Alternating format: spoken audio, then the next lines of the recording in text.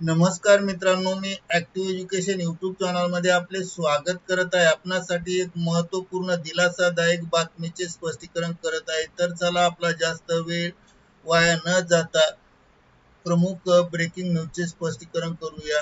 मित्रांनो, बातमी आहे कर्मचाऱ्यांसाठी खुश खबर. 3% महागाई भत्ता अदा करण्याबाबत शासन परिपत्रक निर्गमित. नमस्कार मित्रांनो, पुन्हा एकदा आपले मनपूर्वक हार्दिक स्वागत. कर्मचाऱ्यांसाठी अत्यंत महत्त्वाची मोठी माहिती. कर्मचाऱ्यांना 3% महागाई भत्ता अदा करण्याच्या संदर्भात भविष्य निर्वाह निधी पथकाकडून परिपत्रक निर्गमित. सदर परिपत्रक स्पष्टीकरण चला तर पाहूया पुढील प्रमाणे. परिपत्रकाचे स्पष्टीकरण पाहण्यापूर्वी आपण जर ऍक्टिव्ह एज्युकेशन यूट्यूब चॅनलवर नवीन असाल तर चॅनलला लाईक, शेअर आणि सबस्क्राईब करायला विसरू नका. तर चला पाहूया परिपत्रकाचे स्पष्टीकरण पुढील प्रमाणे.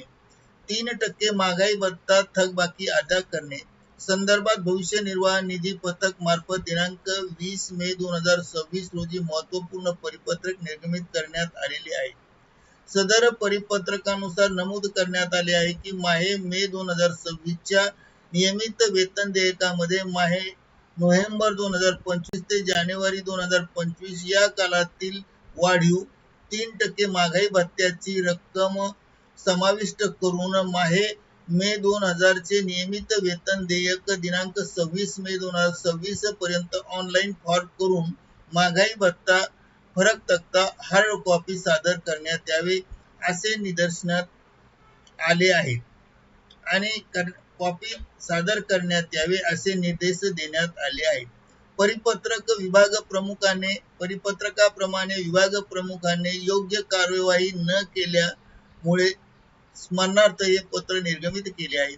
अनेक कर्मचाऱ्यांना 3% वाढीव महागाई भत्ता फरक बिलात समाविष्ट न केल्यामुळे कर्मचाऱ्यांना महागाई भत्ता थकबाकी रक्कम प्राप्त होत नसल्याच्या अडचणी निर्माण झाल्या आहेत. यानंतर सदर कालावधीमधील महागाई भत्त्यात थकबाकी करता शालार्थ प्रणालीमध्ये टॅब उपलब्ध करून देण्यात येणार नाही अशी नोंद घेण्याचे निर्देश देण्यात आले आहेत. करिता कार्यालयाच्या स्तरावरून प्राप्त सर्व लेखा शीर्षाची माहिती 2026च्या नियमित वेतन देयक रिजेक्ट करण्यात आलेली आहेत आणि सदर परिपत्रकाप्रमाणे बिले रिजेक्ट केली आहे आणि अशा प्रकारचं अधीक्षक व भविष्य निर्वाह निधी नांदेड विभागाकडून हे परिपत्रक दिलं आहे. त्याचे आपल्या समोर स्क्रॉल करत आहे.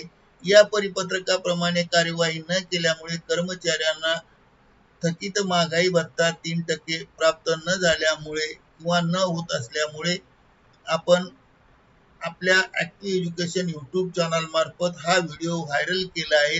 धन्यवाद. Thank you very much.